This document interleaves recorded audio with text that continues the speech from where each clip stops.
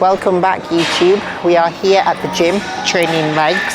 Have my lovely client Juno in for a session. Juno was a bikini competitor and we are currently in the transition from bikini to figure. It takes a long time to develop muscle, but Juno is a natural competitor. We will be staying as a natural. She will compete in the natural realms, but if we feel the muscularity wise is good enough to maybe step into an open show as well, we will obviously do that too, but we're going to take our time in developing. She isn't a young girl, so muscle maturity is there, so I'm not going to say that it's going to be something that takes 5 years, but a good couple of years worth of off-seasoning, diets, off-seasons to help her develop her muscularity is going to be awesome. Her quads are absolutely humongous, so they were definitely uncapped. Is that the word I'm looking for? They were not able to show their face well or used effectively in bikini, so it's going to be nice to unleash them and allow them to grow very well. So the front of her leg, much like me, develops very good, so an ideal opportunity to come and do a glutes and hamstring session with me, to be able to work through the back of the legs, is that, just like me, is an area that she wants to be able to develop as well. So lovely jubbly, and we're going to have a solid and strong session. You can start. We're going to do 2 sets. We're going to do 12 to 15 reps. Probably do 1 set where you feel it a little bit first. Okay. And then we can, yes please, just a standard normal kickback. Bend yourself over a little bit more with your hips, just a little bit, not too much. There you go. When you bring your foot back, try not to let your hip curl back. Okay. So bring it on. You can keep a tiny bend in the knee. There you go, that's better. That's better. That's better. Pause.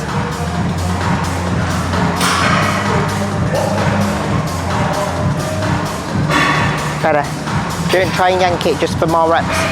Just get what you can. That's better, you can see it working. There we go. When you bring your foot back, your range of motion is probably going to be a bit less, because I want you to think about, you know when you do like a reverse hyper, you always are a little bit rounded. Yeah. I want you to have that same feeling here, because your glute will work better. If you're there like that, some people can get away with anything. Most of us that don't develop very well in our glutes have to think about it a little bit more.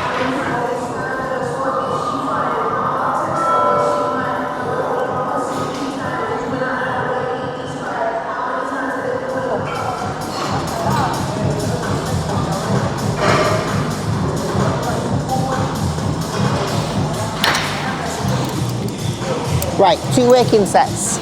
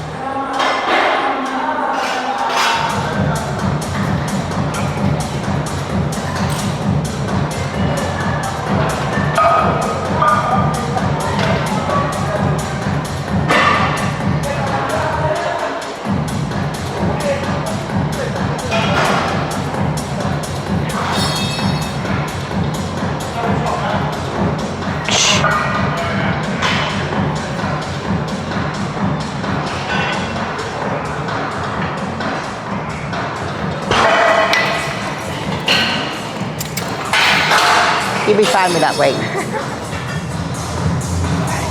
Let's go.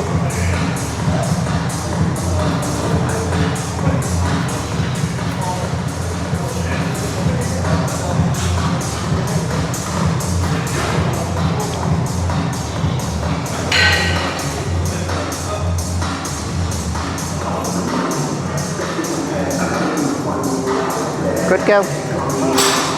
Keep it like that. Perfect.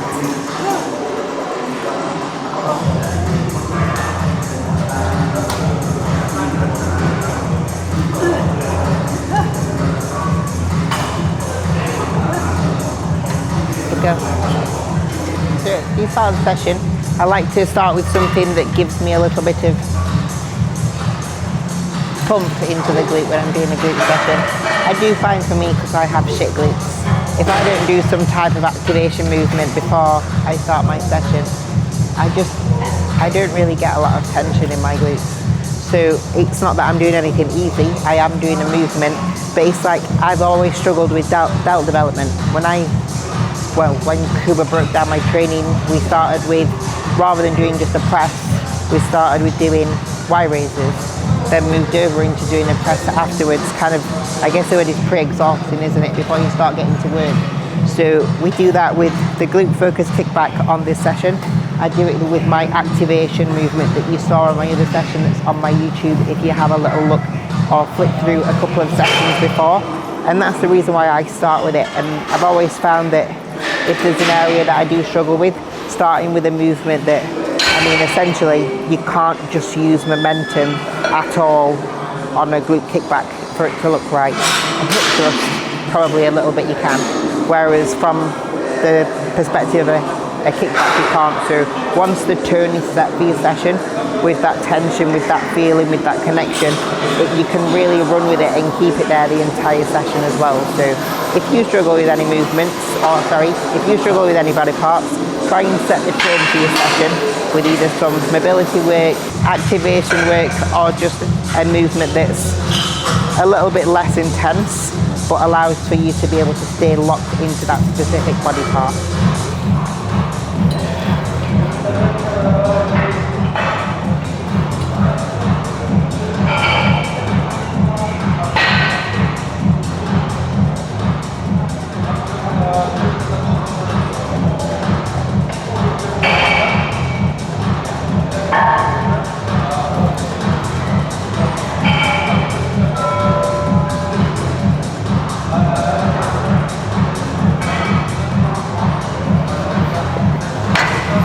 That weren't going anywhere.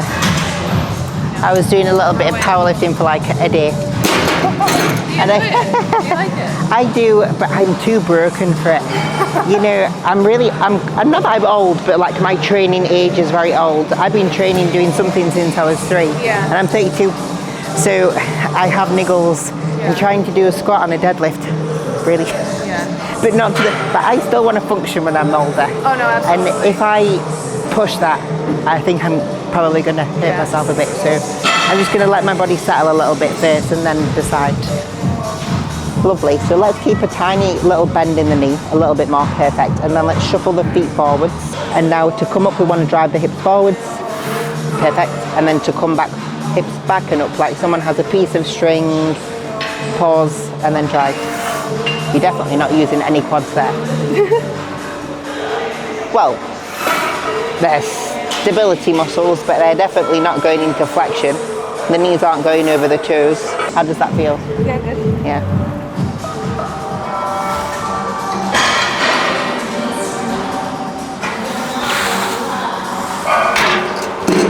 I find you can use your glutes a little bit more on this because you don't have to, there's no reason to be in that to create the stability yourself. It's there already because the cable's there. Whereas obviously with the barbell and the dumbbells, you have to create that yourself. Hips back and up. Don't let that bar travel away, keep it tight. Perfect. Scrape the bar on your legs. That's better. It creates for you to have to use your hips more. Perfect.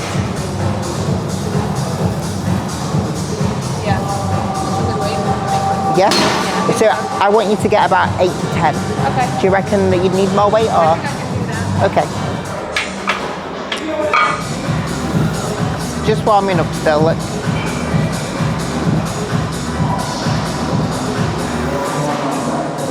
Easy.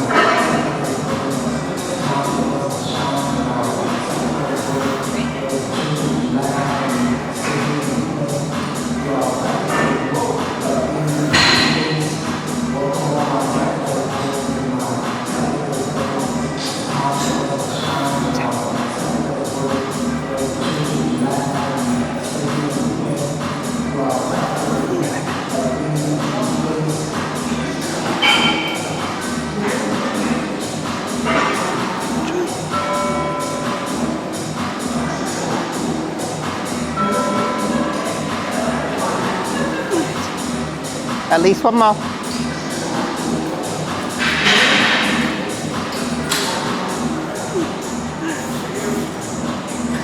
And again. So that would have been a cardio session there for Junior. Cardio. Definitely need to add more load to your next set. If you do a movement and it's a newer lift, Yeah. definitely urge on the side of caution when it comes to the load. Or just take an extra warm up if you feel you need it. Yeah. Just to make sure that, well, essentially you don't do 14 reps instead of 8. You've basically just done double the set. Did I? Yeah. Oh, I didn't count. Next, did you do that as your warm up last time? You could definitely put 2 plates aside on there easy. Maybe. I don't know. I think you're a lot stronger. You look at your physique, you're a lot stronger than you think that you are. You're not a bikini girl anymore. No, and you don't have I'm not. bikini girl food portions anymore either. So you need to get strong. Put all that sourdough to good use. Exactly.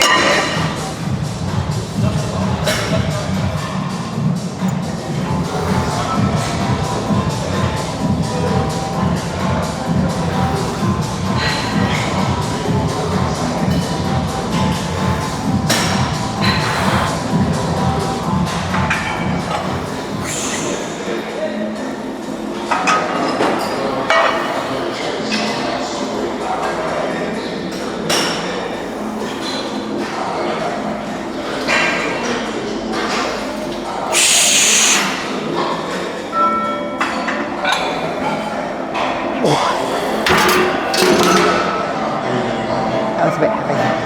I'll take the 10 off, but you can definitely do that. Let's go.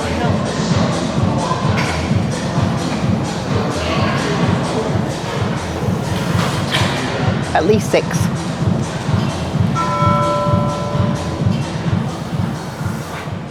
Good.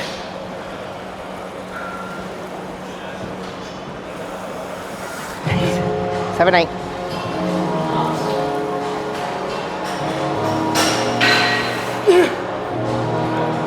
Let's go. Hips. No. It was a new. My grip was going. It's all right. See, that proves to you that sometimes you might think that you're weaker than what you actually are. So testing the waters sometimes is not a bad thing. Yes, we got 1 rep less than the rep range. Form was good. Tempo was good. No risk of an injury there. Next time if she was to do that again, she'd have got another rep or 2, which would have been great. So that was a good set, and now she can focus in on progressing it. You do, straps. yeah, better straps. You do have a bit of a tendency to turn your knees out, don't you? Yeah. Yeah.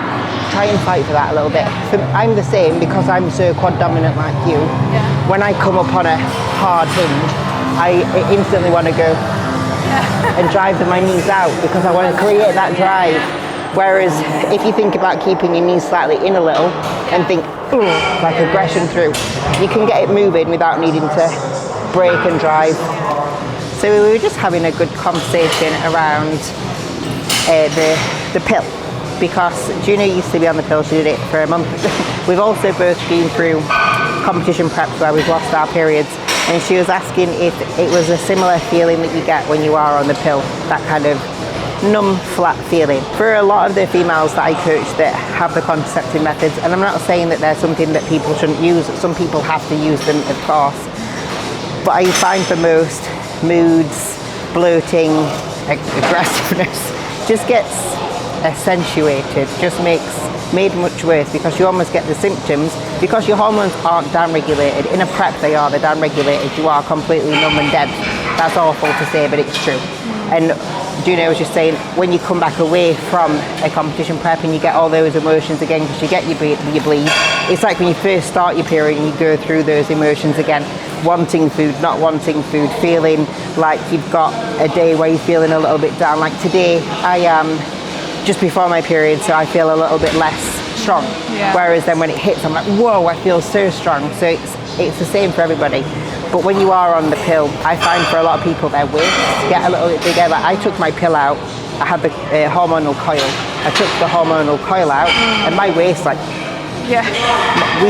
we have a track of when I took it out, I lost 4 kilos in a week just from that one gym. You know, I didn't need it, so obviously I didn't need to have it there, but some females do need it. So it's different. It's definitely different.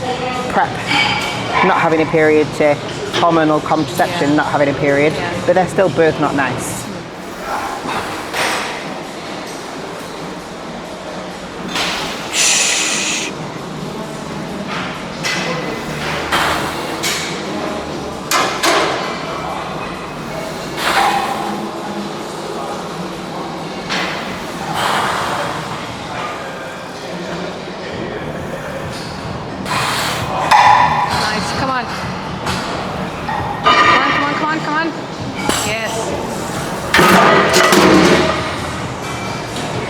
Oh, hearing me. So girls, you might need contraception, but you also may not. Don't be forced into it. Make sure that you make an informed decision if you do decide to do it. Same as anabolics. But the other thing, if you are a competitor, you are likely at some point, if you do get fully competition lean, you're going to find that you lose your period off the back of it to regain it. Sometimes it can take some time, like me and Juno had to go through a big period of being very patient, having calories high to allow for her period to come back, and we got that to happen, but off the back of it, going through now those emotions that she's not had for a while, it's very difficult, but you must regain it. A healthy body is one that will make more progress. Okay, so next movement is the contralateral split squat. The reason that we do contralateral loaded, so one hand holding the dumbbell to one leg opposite that is working, is because it actually helps you to utilise your glute a little bit better. You can twist your hips, you can create for your shin to stay a little bit more vertical just through the placement. Sometimes when you do 2 dumbbells, if you were trying to twist the hip, if you were then trying to keep the shin vertical, the dumbbells get too clunky and it's very hard. So challenging the stability a little through just holding one dumbbell actually does give benefit when it comes to glute development. So that is why we're doing it. Basically, it's a unilateral load, isn't it? Challenges you to create more stability yourself, which makes your glute work harder. Bish, bash, bash. Okay? Yeah. Yeah. Pull that dumbbell away from you a bit. There. Perfect. Easy. Twist your hips that way a little bit. Other way. Yeah, there. Create more stretch into this glute if you do. So only ever so slight. Perfect. Don't ever let that dumbbell hit your leg, otherwise you'll lose tension. Pause. Right. Good. Don't need to go much deeper than 90 degrees on this one. Pause. Right. To create more tension on the glute. Let's go. Nice. You could have your foot a little bit further forward. Your knee won't travel forwards. Okay. Meaning less quad, more glute. Okay. And then sometimes you come a little bit too low, which is not a bad thing, but you have more chance of your knee travelling forwards when you come a little bit deeper. Yeah. If we want to keep more tension in your glute, which this one's for, coming just to 90 degrees will really help.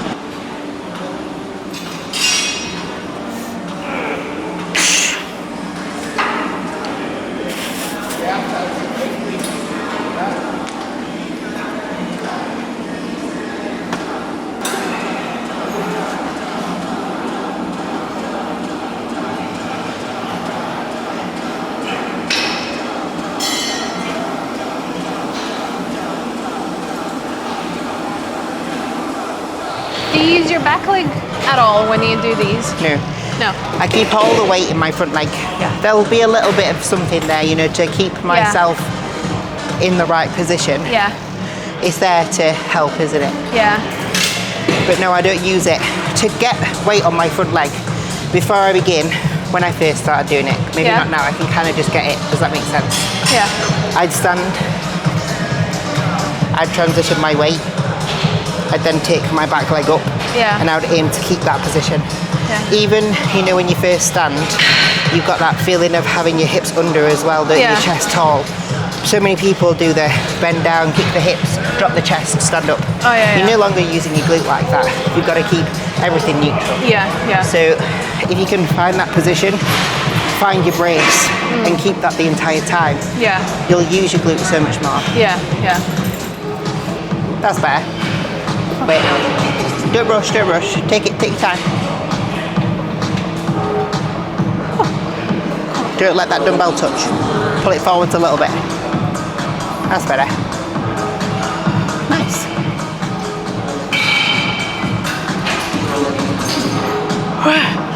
This is Adam Bayer. Come on.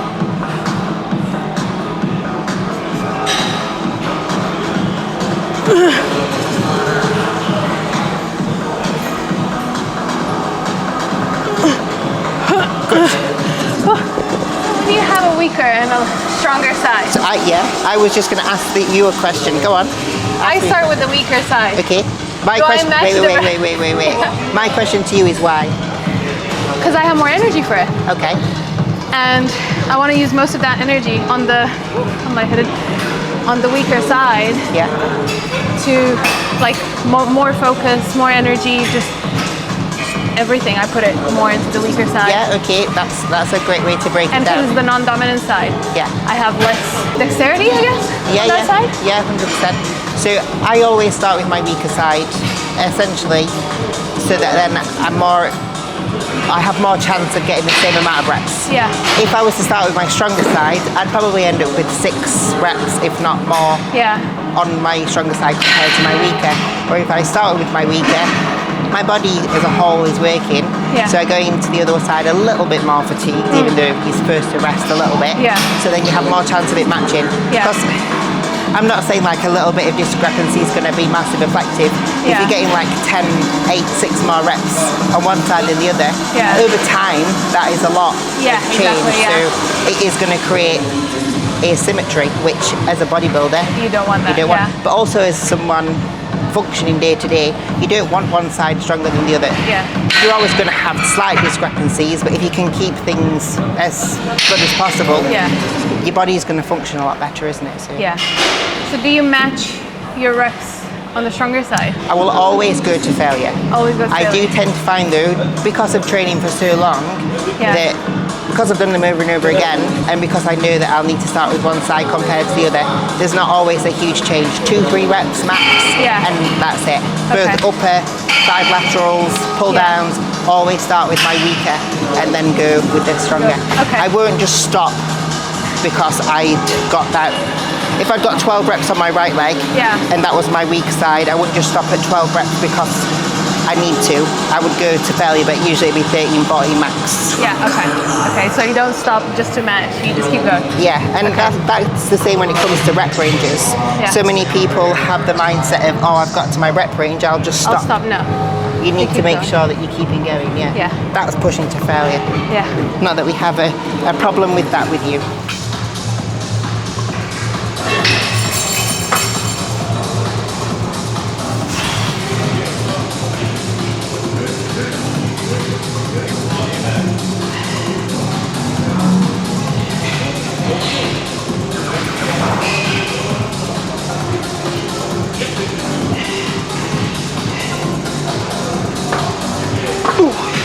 Nice. Push, push, push, push, push.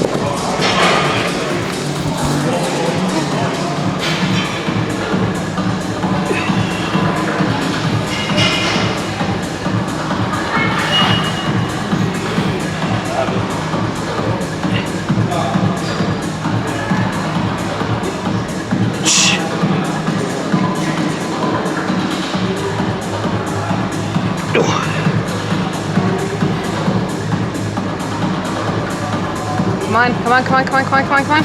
Nice. I've got one less rep. In between sets, I do like lat spreads to try and like focus on the connection with my lats because that's something I always struggle with.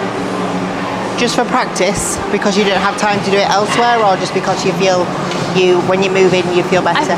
I think because it's like microdosing, isn't it? Almost. I know, it's ridiculous. Shrooms. We're talking about shrooms.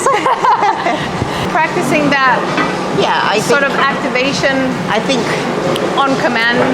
if you've got an area that struggles to pop when you do your posing, you're training it, and you can feel the connection, you can feel the pump, and you feel you get some benefit from doing a lat spread to feel it, so that then when you aren't doing the session, you've got more chance of feeling how you get that. Yeah. Why not? Yeah. If it makes you feel good, do it. Yeah. I'm not going to say that it brings benefit, but I'm not going to say that it's not going to bring benefit to muscularity. Yeah. But it's going to bring benefit to you like potentially posing better. Yeah. 100%. Just take them feet a little bit wider. There, yeah. Just so that everything stays nice and stacked. Yeah. I personally hold like the front bit, so just like here. Oh, okay. But you can hold the little handles. Yeah. Whatever feels best for you.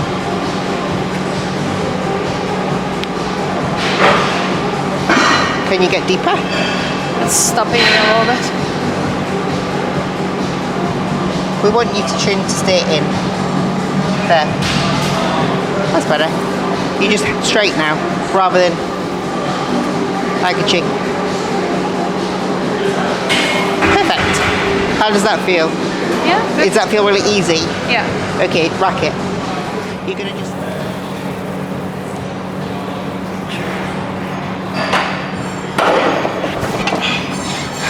Nice, let's go.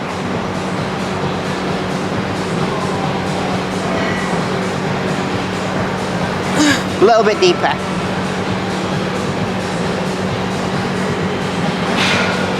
Perfect.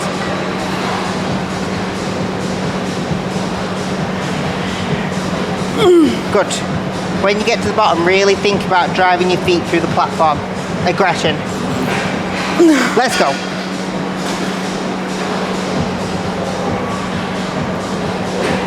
Don't lose that depth just because it's getting hard. Make it hard. Drive. And again. Through. Take a second, take a breath. Last rep, make it count. All the way through, all the way through, all the way through. Drive. All the way, come on. Okay. Nice, leave it. Good set. Fucking Christ. So we've got a little bit of a visual here on two different types of leg press. Juno's doing the quad focus leg press. As you can see, her knees travel over her toes. She gets lots of depth, almost thinking about your middle of your calf coming all the way into your hamstring. I like to call it a hamstring sandwich to be able to get full range. For me, I'm doing a glute focus press because my glutes are shit. So I only did quad focus day 2 days ago. If I was to do quads right now, I think that they might just fall off and run out the door. So we've got glute focus where I have my feet high and narrow, but not too narrow. Narrow means hip width, so not any narrower than that. Otherwise I find it just puts a lot of pressure onto my actual hips and my knees. And then my range of motion is simply just to 90 degrees with my knee range. No further than that. That keeps the tension into my glute. Does my quad work a little bit? Yes, can't get away from it. But how I'm doing it, am I giving more focus to my glutes? Absolutely.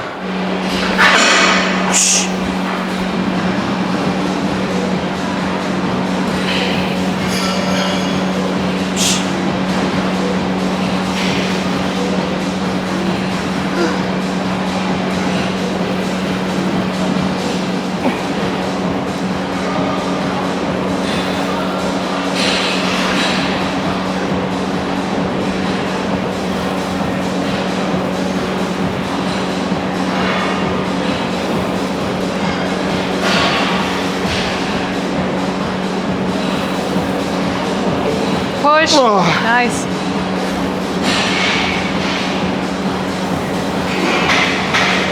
Come on, come on, come on, come on, come on. Nice. You make that look easy. Huh? You make it look easy. It is a lot easier, a glute press than a quad press. I quite enjoyed having the glute leg press. Yeah. You can rub your ego a little bit.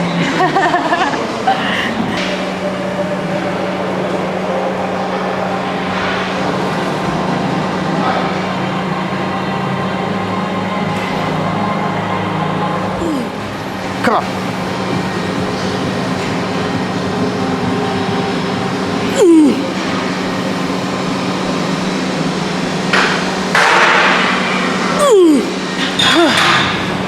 Easy. And again.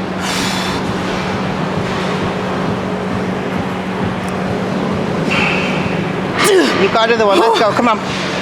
Let's go. Drive her. Come on. Come on. Easy. Through.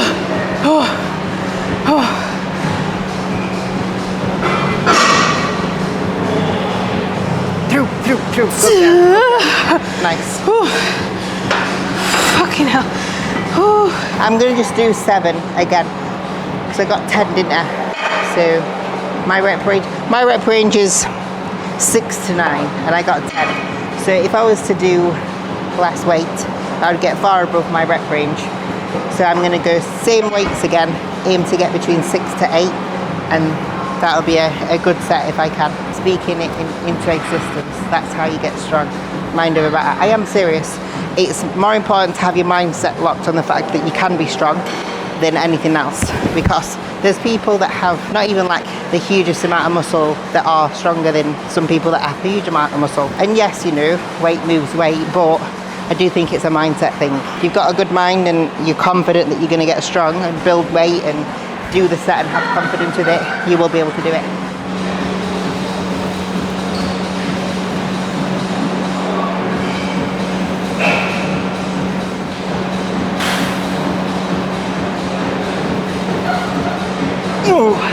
Come on.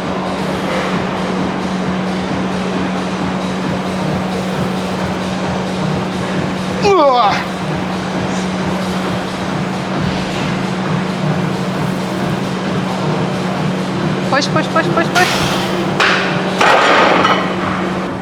Last thing is the hip thrusts we're going to do, but we're going to do it on the booty builder. Pause, drive. Don't need to go that low. If you go that low, your knees start traveling backwards.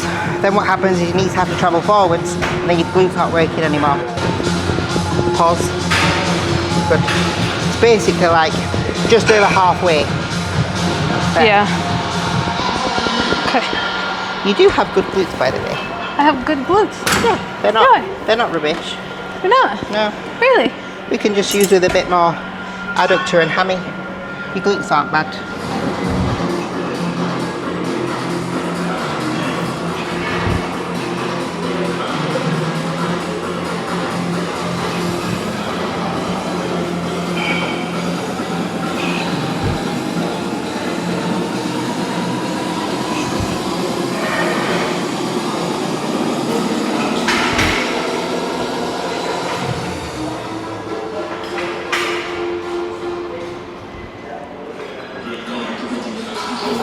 That's not going to move anywhere. I slid it forwards and I definitely shouldn't have done that. I was wondering to myself, there's definitely something going on with my hair. I have the biggest knot ever in the back of my head. Pause. Little too deep. Perfect.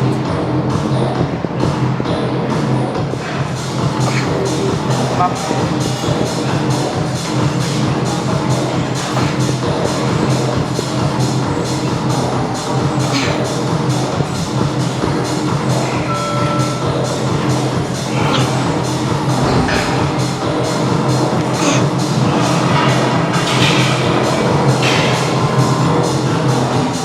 Come on.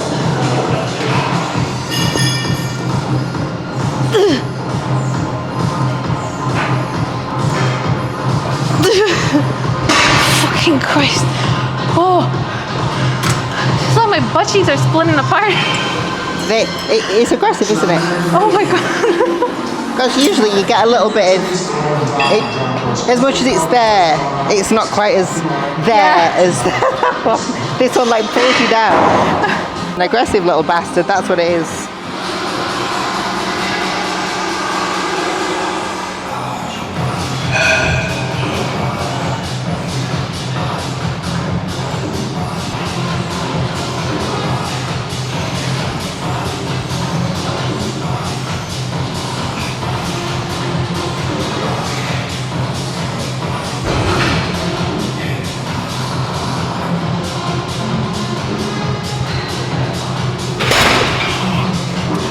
There's no nice way to get out of that, is there? Just let it drop. Cougars that here will not cry. As a bikini competitor, they'll struggle to grow quads. So they'll literally just be glutes and delts, but the glutes and delts still shouldn't be as big as a figure competitor. A figure competitor should have glutes, quads, adductors, delts, lats, little bit of thickness through the like traps and upper back, but not to the point where it's thick, just the point where it's got depth through the lats. You take it up to women's physique, they need to have everything that a bodybuilder has.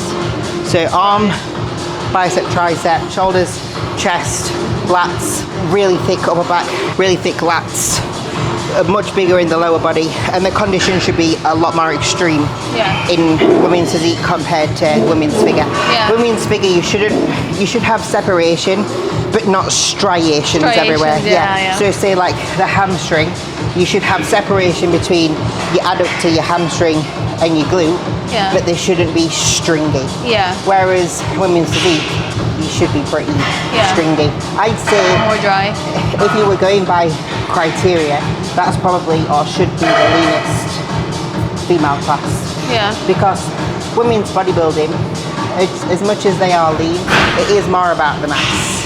So that is the end of the training session. I think that we've ruined Juno's bottom with the glute stuff. Very much so. My sessions aren't very long, but all of the exercises that I do, bar the first one, are all compound lifts, so they're very hard hitting. When you do 4 compound lifts, I mean, I couldn't do 8 compound lifts, I'm sure you couldn't, so we did 1 isolation, 4 compounds. What's the need to do any more than that? Especially when you train legs as frequently. I do 1 on, 1 off with legs. You train legs every 3 days? Yeah, pretty much. That's all you need, especially when it just keeps on building up over time. We can focus on getting strong, getting massive, and building some lovely glutes / overall lower body development. Hopefully you took some good stuff from it. Like, share, subscribe, all that fun stuff. We'll be back again soon.